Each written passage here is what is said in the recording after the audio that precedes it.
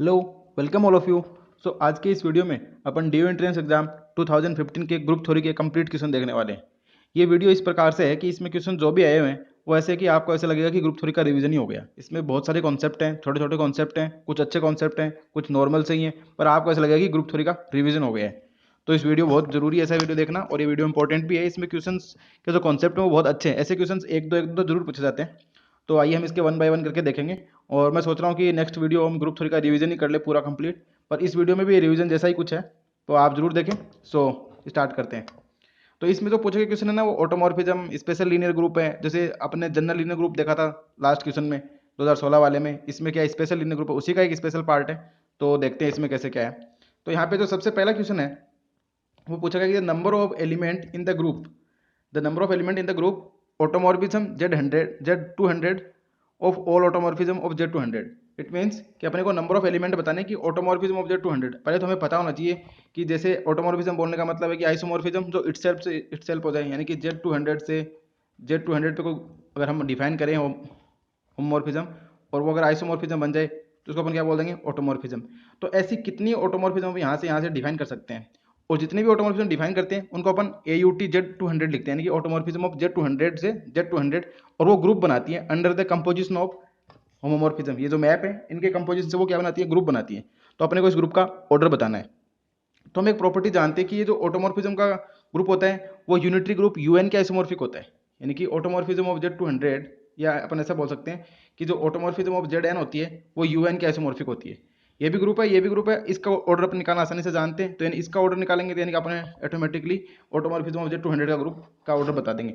Automorphism of Z200 बोलने का मतलब ग्रुप ऑफ ऑल आइसोमॉर्फिज्म या ऑटोमॉर्फिज्म Z200 से Z200। तो अपने को इसको पता है कि ये यूनिटरी ग्रुप UN के आइसोमॉर्फिक होती है, यानी कि automorphism of ZN is isomorphic to UN होता है, और ये यूनिटरी ग्रुप होता है, यूनिट ग्रुप बोल देते हैं। और इसका ऑर्डर क्या होता है, फाई एन होता है, ऑर्डर ऑफ UN, या इसको कार्डिनलिटी बताते हैं, या उसका ऑर्डर क्या होता है, फाई एन। और फाई क्या है, ऑइलर फाई फंक्शन। तो यानी कि अपने को कहने का मतलब है कि अपने को 5 to 100 निकालना है, और 5 to 100 अपन बड़े आसानी से निकाल सकते हैं। तो इसका मतलब number of element in the group automorphism of Z200 क्या हो जाएगा, 5 to 100। और 5 to 100 की वैल्यू अपन 200 कैसे लिख सकते हैं, 8 × 25। और ये अपन को पता है इनका GCD 1 है। तो 5mn क्या होता है कि 5m × mn, 5mn अलग अलग हो जाता है अगर m और n क्या है, को प्राइम है, तो ये 5m और 5n बन जाएगा। तो इसी वजह से क्या बन गया ये 5 8 और 5 25। और 5 को और 2 की पावर 3 को अपन 8 को ऐसे लिख सकते हैं 2 की पावर 3, यानी कि 5 2³ और 5 5 स्क्वायर। और अब यहाँ पे GCD का 8 और 25 का 1 था, इसलिए ऐसा लिख दिया। और हमें पता है कि 5 p⁻n होता है, p⁻n माइनस ऑफ p⁻n−1। तो यहाँ पे 5 8 क्या बन जाएगा, 2³ माइनस 2 स्क्वायर, और 5 का स्क्वायर माइनस 5 की पावर 1। तो ये क्या बन जाएगा, 8 - 4 × 25 - 5, यानी कि 4 × 20। तो ये इसका आंसर है 80। तो यानी कि the number of element in the group automorphism of Z200 is 80। इसका मतलब क्या होगा कि Z200 से Z200 पे डिफाइन होने वाली जो होमोमॉर्फिज्म है, जो कि क्या बनेंगी, आइसोमॉर्फिज्म बनेंगी, वो कितनी होंगी, 80 होंगी। तो इसका आंसर क्या हो जाएगा फिर, the number of element in the group automorphism to Z200 of all automorphism is 80। तो इसका आंसर भी आ जाएगा। और अब नेक्स्ट क्वेश्चन देखते हैं। वो नेक्स्ट क्वेश्चन क्या है कि उसमें भी अच्छा कॉन्सेप्ट यूज करा गया है। ये तो इंटीजर मॉडल है, तो यानी कि आप देखेंगे कि वो वाला क्वेश्चन था वो तो ऑटोमॉर्फिज्म पे आ गया, उसमें हमने ZN का यूज भी कर लिया, हमने फाई एन का भी कर लिया। और यहाँ पे स्पेशल जो सॉरी इंटीजर मॉडल है, तो यानी कि ग्रुप थ्योरी के स्टार्टिंग का क्वेश्चन आ गया। तो ऐसा देखेंगे इसमें जो सारे कॉन्सेप्ट हैं वो यूज हो रहे हैं। क्लियर। तो ये रिवीजन टाइप हो गया कि A = 2 6 3 5 एक मैट्रिक्स गिवन है, और इसका इनवर्स निकालना कहाँ पे, इंटीजर मॉडल ओवर 11 पे निकालना है अपने को। और हम जानते हैं कि इनवर्स क्या होता है कि A इनवर्स इक्वल्स टू होता है 1/डिटर्मिनेंट of A and adjoint of A। तो अपन को यहाँ पे क्या करना है, एडजॉइंट ऑफ A। अगर 3 × 3 की मैट्रिक्स होती है तो एडजॉइंट ऑफ A निकालने में जोर भी आता है, पर तो 2 × 2 की तो बड़ा आसानी से एडजॉइंट ऑफ A निकाला जा सकता है, और डिटर्मिनेंट अपन निकाल सकते हैं। बस अपने को ध्यान रखना है कि इंटीजर मॉडल 11, तो गलती नहीं करनी है, यानी कि इंटीजर मॉडल 11 के रेस्पेक्ट में अपने को देखना है। तो आप देखें कि इस वीडियो में आपका गो थ्रू का रिवीजन हो रहा है पूरा, कोई क्वेश्चन कहाँ से है, कोई क्वेश्चन कहाँ से है, तो यानी कि पूरा ही देखना पड़ रहा है। तो और इंटीजर मॉडल क्या देखते हैं, Z11 बोल सकते हैं इसको कि 0 1 2 3 4 5 6 7 8 9 ऐसा होता है इसमें। A inverse equals to 1/A determinant of A adjoint of A। अब इसका डिटर्मिनेंट निकालेंगे तो 5 दूनी 10 - 18, यानी कि -8 आएगा। और -8 मॉड्यूलो 11 के रिस्पेक्ट में क्या बोल सकते हैं अपन, 3 बोल सकते हैं, 3 mod 11 बोल सकते हैं इसको। अब इसका एडजॉइंट ऑफ A निकालें, यानी कि अपन को जानते हैं कि 2 × 2 मैट्रिक्स के लिए अगर A = ABCD हो तो एडजॉइंट ऑफ क्या हो जाता है कि डायगोनल को तो अपन चेंज कर देते हैं, और जो नॉन एंटी डायगोनल या नॉन डायगोनल उसके साइन बदल देते हैं। तो 2 5 का तो 5 2 जाएगा, और 6 3 के साइन बदल जाएंगे। तो ये क्या आ गया अपना, एडजॉइंट ऑफ A आ गया। और इसको अगर मोड 11 के रिस्पेक्ट में देखें तो -6 का मतलब 5 हो जाएगा और -3 का मतलब 8 हो जाएगा। तो ये क्या बन गया अपना adjoint of A with respect to modulo 11, integer modulo 11। अब ए इनवर्स निकालेंगे तो क्या आएगा, A inverse equals to 1 upon determinant of A, तो ये आ गया। अब 1 अपॉन 3 है वो मोड 11 के रिस्पेक्ट में क्या बन जाएगा, 4 बन जाएगा ना, क्यों, क्योंकि 3 इंटू 4 इक्वल्स टू क्या होगा 12, और 12 विथ रिस्पेक्ट टू मॉड्यूलो 11 क्या बन जाएगा 1, तो 3 इंटू 4 क्या बन जाएगा 1 मोड 11, यानी कि अपन 1/3 4 इक्वल्स टू 1/3 मोड 11 लिख सकते हैं, यानी कि 1 अपॉन 3 को अपन 4 लिख सकते हैं विद रिस्पेक्ट टू मॉड्यूलो 11। अब इस मैट्रिक्स को मल्टीप्लाई करेंगे 4 से तो ये बन जाएगा 20 20 32 और 8। अब मॉड्यूलो 11 के रिस्पेक्ट में देखेंगे तो 20 का मतलब 9 और ये भी 9 और ये 10 और ये 8, तो इसका मतलब जो ए इनवर्स है वो क्या आ गया 9 9 10 और 8। जब मैट्रिक्स अपने को गिवन क्या थी 2 6 3 5, तो इसका इनवर्स हमने निकाल लिया। बस इतना ही ध्यान रखना था कि इंटीजर मॉड्यूलो 11 में इसको कैसे देखते हैं, बस कई बार गलती हो जाती है अपन ध्यान नहीं दे पाते, तो अपने को सिंपल सा इसका हो गया। तो फिर इसका क्या आंसर था 9 9 10 और 8, तो 9 9 10 और 8 जिस भी ऑप्शन में होगा तो इसका क्या आंसर हो जाएगा फोर्थ ऑप्शन। जैसे दिख रहा है कि 9 9 10 और 8, तो इसका फोर्थ ऑप्शन इसका आंसर हो जाएगा। तो यहाँ पे अपने देखा इसका फोर्थ आंसर हो जाएगा। अब जो नेक्स्ट क्वेश्चन है उसमें पूछा गया अपने से the order of the group A B C D A D minus B C equals to 1 and A B C D equals to belongs to Z3 relative matrix multiplication. अब अगर आप यहाँ पे देखें तो A D minus B C क्या है, इस मैट्रिक्स का डिटर्मिनेंट ही है और उसकी वैल्यू क्या आ रही है 1 आ रही है, यानी कि वो सारी मैट्रिक्स इस प्रकार से 2 क्रॉस 2 की कि जिनका डिटर्मिनेंट 1 हो और Z3 से उनकी एंट्री हो, तो उसका ऑर्डर क्या होगा। ऐसा क्वेश्चन 2016 में क्या आया था कि ए बी सी डी, वहाँ पे क्या था कि A D minus B C not equals to 0, यहाँ पे स्पेशल केस आ गया कि A D minus B C क्या 1 है, और वहाँ पे था कि A D minus B C not equal to 0, तो है तो उसी का स्पेशल केस, तो उसको तो बोलते थे अपन जनरल लीनियर ग्रुप और इसको बोल देंगे स्पेशल लीनियर ग्रुप। और ए बी सी डी कहाँ से Z3, तो इसका ऑर्डर निकालना बड़ा आसान है। आप ऐसा कर सकते हैं कि ऑर्डर ऑफ, इसको बोलते हैं simple linear group, sorry special simple linear group बोलते हैं या स्पेशल लीनियर ग्रुप बोलेंगे, तो ऐसे लाइन से इसको डिनोट करते हैं। तो उसका ऑर्डर क्या हो जाएगा, जो order of general linear group था वो डिवाइड कर देगा 2 से। अब कैसे कर देगा वो देख लेते हैं। तो ये 2 क्रॉस 2 की मैट्रिक्स थी, तो ए बी सी डी अपन को पता है, मतलब एस एल एन एफ जिसको डिनोट करते हैं अपन वो था जनरल लीनियर ग्रुप JLNF, और इसको डिनोट करते हैं SLNF, यानी कि उसी का स्पेशल केस है। इसमें इसका डिटर्मिनेंट क्या होता है 1 होता है। तो ये स्पेशल लीनियर ग्रुप में क्या होगा कि यहाँ पे डिटर्मिनेंट ऑफ ए 1 आ रहा है और वहाँ पे determinant of a non zero, तो ये याद रखना कि आप कंफ्यूज ना हो। तो अगर आपको एक का पता है दूसरे का ऑर्डर आसानी से निकाल सकते हैं। तो यहाँ पे अगर अपन इसको सिंपली डिनोट करें तो इसको ऐसे भी डिनोट कर सकते हैं कि SLNF equals to A equals to AIJ determinant of A1 AIJ belongs to F, यानी कि इसकी क्या होगी जनरल डेफिनेशन होगी। यहाँ पे फील्ड कुछ भी हो सकता है, जैसे अपने को यहाँ पे Z3 दिया गया है तो यहाँ पे अपन कुछ भी ले सकते हैं, जैसे F equals to real number Q और कॉम्प्लेक्स नंबर ले। तो आप ध्यान रखना कि अगर n इक्वल्स टू 1 होगा यानी कि 1 क्रॉस 1 की मैट्रिक्स होगी तब तो इसका ऑर्डर ऑफ SLNF क्या आएगा 1 आएगा। अब वो आप देख सकते हैं 1 क्यों आएगा, क्योंकि सिर्फ एक ही एंट्री होगी, जो 1 2 3 जो भी एंट्री लेंगे वही उसका क्या आ जाएगा, और उसका डिटर्मिनेंट क्या होना चाहिए 1 होना चाहिए। इसका मतलब 1 का डिटर्मिनेंट ही 1 होता है, तो इसलिए सिर्फ और सिर्फ इसका ऑर्डर 1 आ सकता है। बाकी केस में इसका अगर n ग्रेटर देन 2 होगा तो ऑर्डर क्या हो जाएगा इन्फाइनाइट हो जाएगा। पर अपने को यहाँ पे Z3 देगा, यानी कि इसका भी स्पेशल केस दे दिया, यानी जब अपन FQ टाइप ZQ टाइप लेंगे तब अपने को ऑर्डर पूछा है, तब इसका ऑर्डर होता है Q की पावर n माइनस Q की पावर n माइनस 1 Q की पावर n माइनस Q की power n minus 2 up to Q की power n minus 1 upon Q minus 1। यहाँ पे डिवाइड में Q माइनस 1 भी था, जब ऑर्डर JLNF लिखते थे अपन तो नीचे Q माइनस 1 का डिवाइड नहीं करते थे, तो अपन ऐसा भी बोल सकते हैं कि order of SLNF equals to order of JLNF upon Q minus 1, यानी कि जो स्पेशल लीनियर ग्रुप है उसका ऑर्डर जनरल लीनियर ग्रुप के ऑर्डर में Q माइनस 1 का डिवाइड कर देंगे। और यहाँ पे अपने पास Q क्या है Z3 बोला गया है, तो इन्हें Z3 बोला गया, इसका मतलब Q तो क्या हो गया अपने पास, Q की वैल्यू तो आ गई 3, और मैट्रिक्स कैसी है सारी की सारी 2 क्रॉस 2 की है, तो n की वैल्यू क्या आ गई 2 आ गई। इसका मतलब अपने को इसका ऑर्डर निकालने के लिए क्या करना पड़ेगा, 2 की पावर 3 सॉरी Q की वैल्यू 3 है और n की वैल्यू 2 है, तो ये आसानी से निकाल सकते हैं 3 की पावर 1 2 माइनस 3 की पावर 1 और 3 की पावर 2 माइनस 1 अपॉन 3 माइनस 1, तो ये 6 इंटू 8 अपॉन 2 तो 24। अगर आपको ध्यान हो तो 2016 वाले में उसका आंसर 48 आया था, और इसमें अपन Q माइनस 1 यानी कि 3 माइनस 1 का डिवाइड कर देंगे तो उसका आंसर 24 आ जाएगा। तो यानी कि स्पेशल लीनियर ग्रुप से भी क्वेश्चन आता है और जनरल लीनियर ग्रुप से जाता है, तो आपको ये भी ध्यान होना चाहिए। तो देखो इसमें सारा रिवीजन टाइप है कि ये क्वेश्चन कहीं से आ रहा है क्वेश्चन कहीं से आ रहा है, तो ये अच्छे कॉन्सेप्ट है, इसमें आप ध्यान रखना। तो इसका आंसर आ जाएगा 24। अब जो नेक्स्ट क्वेश्चन है उसमें पूछा गया है कि द नंबर ऑफ सब ग्रुप ऑफ ग्रुप Z200, यानी कि Z200 के टोटल सब ग्रुप कितने होंगे। आपको Zn के लिए एक अच्छी बात ये होती है कि Zn के नंबर ऑफ सब ग्रुप निकालने का डायरेक्ट फॉर्मूला तो होता है, पर वो ऐसा क्यों होता है, वो ऐसा इसलिए होता है कि Zn होता है वो अपने हर डिविजन के लिए करस्पॉन्डिंग एक यूनिक सब ग्रुप रखता है, यानी कि Zn के जितने भी डिविजन होंगे वो उसके करस्पॉन्डिंग यूनिक सब ग्रुप रखता है। तो इसका यूज आगे भी एक कॉन्सेप्ट है उसमें भी यूज करेंगे लास्ट क्वेश्चन में कि द नंबर ऑफ सब ग्रुप ऑफ Z200 पूछा है, और Zn के पास एक स्पेशलिटी होती है कि वो अपने हर जितने भी इसके डिविजन है उसके करस्पॉन्डिंग क्या रखता है यूनिक सब ग्रुप रखता है। तो अपन को सीधा क्या करना है Zn के डिवीजन निकालने, और Zn के डिवीजन निकालने मतलब n के डिवीजन निकालने, क्योंकि Zn अपने जितने भी डिवीजन है उनके करस्पॉन्डिंग एक यूनिक सब ग्रुप रखता है। और हमें पता है कि और ये ऑब्वियसली बात है कि लाग्रांज थ्योरम से हम जानते हैं कि सब ग्रुप का ऑर्डर ग्रुप के ऑर्डर को डिवाइड करता है। तो यहाँ अपने को पता होना चाहिए कि एन को डिवाइड करने वाले कितने नंबर है, तो वही उसके क्या हो जाएंगे, नंबर ऑफ सब ग्रुप हो जाएंगे।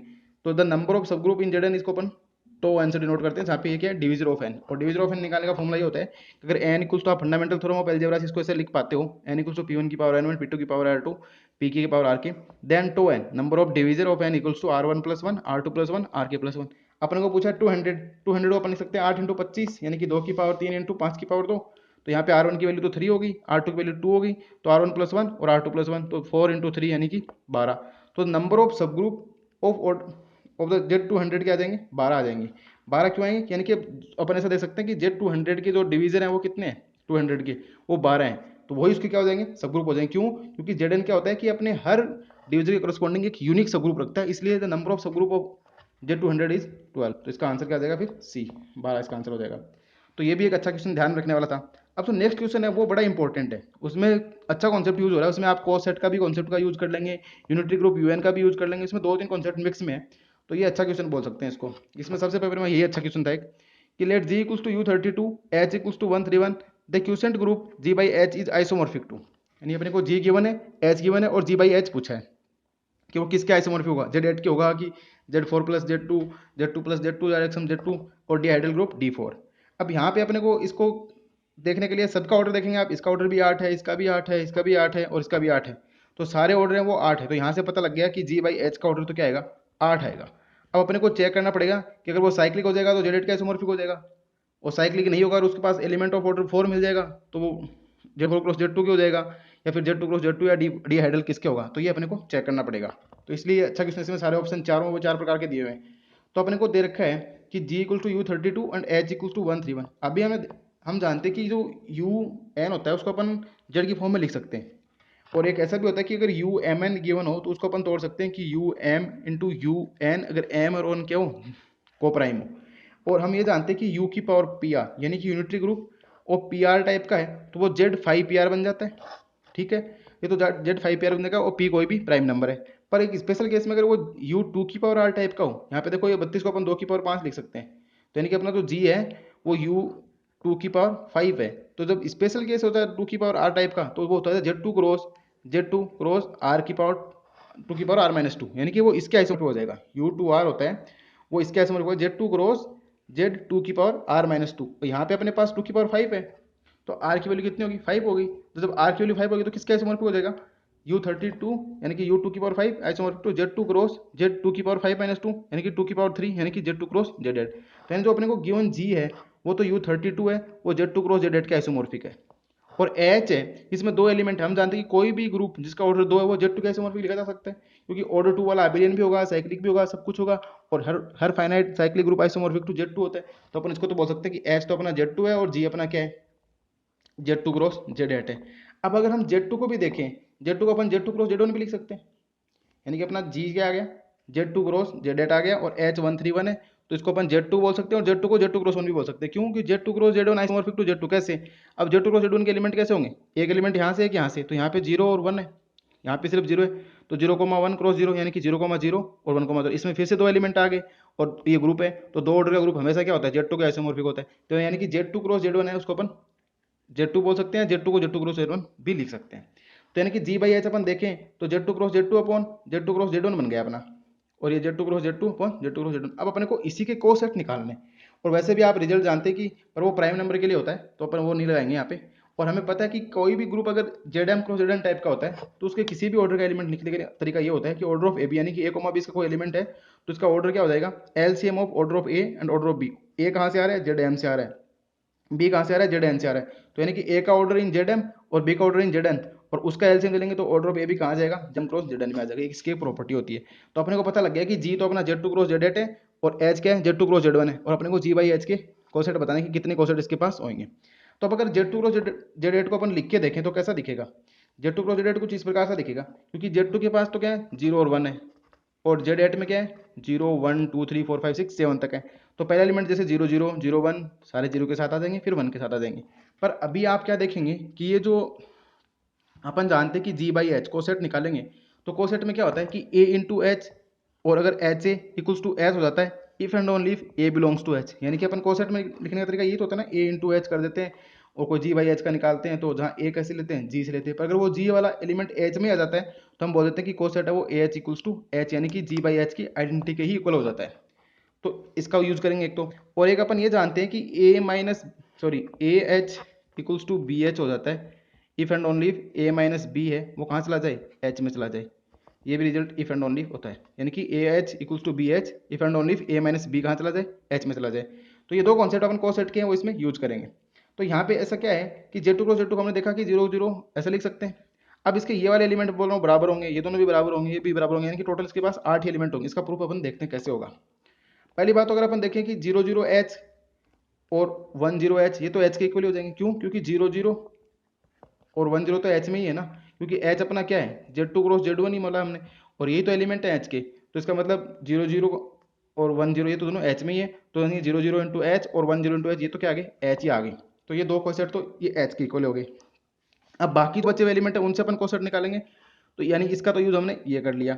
अब A H equals to B H if and only A minus B belongs to H, इसका यूज और करते हैं। इसका यूज करने के लिए हम ऐसे देखेंगे कि ये जो दो एलिमेंट लिखे हुए हैं, ये वाले दोनों, ये वाले दोनों, ये सारे के सारे आपस में क्या इक्वल है। जैसे अपने 0,1 एच और 1,1 एच, ये दो कोसेट लेंगे एक और ये कोसेट लेंगे, क्योंकि हमें पता है कोसेट या तो डिसजॉइंट होते हैं या फिर एकदम से इक्वल होते हैं, या तो ये तो कुछ भी कॉमन नहीं आएगा, ये दोनों पूरे equal। अब ये कोसेट है और ये कोसेट है, यानी कि ये इसको बोलो ए इंटू एच बोल सकते हैं इसको, और इसको बी इंटू एच बोल सकते हैं। तो अगर हमने देखा था कि a into H equals to b into H हो जाता है कब, जब a minus B belongs to H. यहाँ पे ए की वैल्यू क्या है 1,1, बी की वैल्यू क्या है 0,1। तो जब 1,1 माइनस 0,1 करेंगे तो क्या आएगा 1 0, और 1 0 तो हमें पता है एच में, क्योंकि एच के पास तो दो प्रकार के एलिमेंट हैं 0,0 और 1,0, क्योंकि Z two cross Z one है। तो यानी कि ये 1,0 है वो तो किस में, एच में। तो इसका मतलब ये दोनों तो क्या हो गए, इक्वल हो गए, ये दोनों तो इक्वल हो गए। इसी प्रकार से 0,2 एच और 1,2 एच देखेंगे तो ये ए हो गया ये बी हो गया, तो ए माइनस बी करेंगे तो वापस से 1,0 और 1,0 तो हमें पता है एच में, इसका मतलब ये दोनों भी क्या हो गए, इक्वल हो गए। इसी प्रकार से हम देखेंगे कि 0,7 इक्वल्स टू 1,h, यानी कि ये तो 14 में टोटल 16 थे, 16 में से ये दो तो आइडेंटिटी के इक्वल हो गए, और ये बाकी तो 7 ये थे और 7 ये थे, ये तो आपस में इक्वल हो गए। तो यानी कि अपन देखते हैं कि ग्रुप में रिपीट नहीं होते, तो एक एलिमेंट तो ये आ जाएगा और 7 ही आ जाएंगे। तो जी बाई एच में टोटल कितने एलिमेंट आ गए, 8 आ गए। 0,1h 0,2h 0,7h, क्योंकि 1,h 1,2h 1,7h ये सब किसके इक्वल है, ये दोनों आपस में इक्वल है। इसका मतलब जी बाई एच में एलिमेंट कितने हैं, 8 है। तो जी बाई एच का ऑर्डर तो कितना हो गया, 8 हो गया। अब जितने भी ऑप्शन थे हमने देखा था कि चारों का ऑप्शन में ऑर्डर कितना है, 8 है। तो अपन को यहाँ से पता लगाना पड़ेगा कि जी बाई एच साइक्लिक है कि नहीं। पर आप देख रहे हैं कि ये जो 0,1h इसका ऑर्डर निकालें तो क्या आएगा, यानी कि 0,1 का ऑर्डर निकाल लें, क्योंकि एच तो कोसेट है इसका, 0,1h इसका कोसेट हो गया। तो और अपन जानते हैं कि अभी देखा था कि order of A comma B क्या होता है, ऑर्डर ऑफ ए और ऑर्डर ऑफ बी एलसीएम, जहाँ पे ऑर्डर ऑफ ए किससे आता है, जेड एम से, और बी किससे आता है, जेड एन से। तो हमें पता है कि 0 तो कहाँ से है, जेड टू से, और 1 कहाँ से, जेड एट से। और 0 का ऑर्डर जेड टू में तो क्या है 1 है, बट 1 का ऑर्डर जेड एट में कितना है, 8 है। तो 1 और 8 का एलसीएम क्या आएगा, 8 आएगा। तो यानी इसके पास ये एलिमेंट है जिसका ऑर्डर कितना है, 8, और ग्रुप का ऑर्डर भी 8 है। और हम जानते हैं कि साइक्लिक ग्रुप के लिए अगर कोई ग्रुप होता है तो उसके पास अगर एलिमेंट का ऑर्डर और ग्रुप का ऑर्डर इक्वल हो जाता है तो वही उसका जनरेटर हो जाता है, और वो ग्रुप कैसा हो जाता है, अपना साइक्लिक हो जाता है। तो यहाँ से पता लग गया कि ग्रुप का ऑर्डर तो कितना है, 8 है, और वो ग्रुप कैसा है, साइक्लिक है। और हम जानते हैं कि every finite cyclic group is isomorphic to Z N होता है, तो इसका मतलब ये आइसोमॉर्फिक टू जेड एट हो गया। तो ये एक अच्छा क्वेश्चन बोल सकते हैं जिसमें यहाँ पे हमने क्या करा, सबसे पहले तो जी अपना 32 दे रखा था उसको हमने 5 की फॉर्म में लिखा, और Z two cross Z two 8 बना लिया। और एच अपने को दे रखा था यहाँ पे 1 एंड 31, इसको हमने बना लिया कि जेड टू की आइसोमॉर्फिक, और इसको हमने लिख लिया कि Z two cross Z one भी अपन लिख सकते हैं।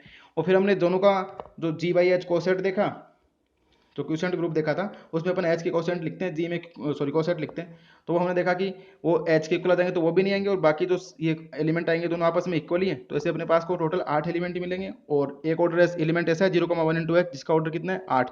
तो ग्रुप का ऑर्डर 8 है और हमें एक एलिमेंट मिल गया 8 ऑर्डर का, इसका मतलब वो ग्रुप कैसा हो गया, साइक्लिक। तो इसका मतलब जी बाई एच किसके आइसोमॉर्फिक हो जाएगा, जेड एट की, क्योंकि बाकी इसमें से कोई भी ऑप्शन ऐसा नहीं है जो साइक्लिक है। Z two Z four cross Z two भी साइक्लिक नहीं होता। और ये जो ऐसा बोला इसको अपन बोलते हैं डायरेक्ट प्रोडक्ट, इसको अपन ऐसा भी लिख सकते हैं Z two cross Z three. Actually meaning इसका क्रॉस का यही होता है, क्रॉस बोलने का मतलब यही होता है कि डायरेक्ट सम इसका। तो यानी कि G by H isomorphic to Z eight हो जाएगा।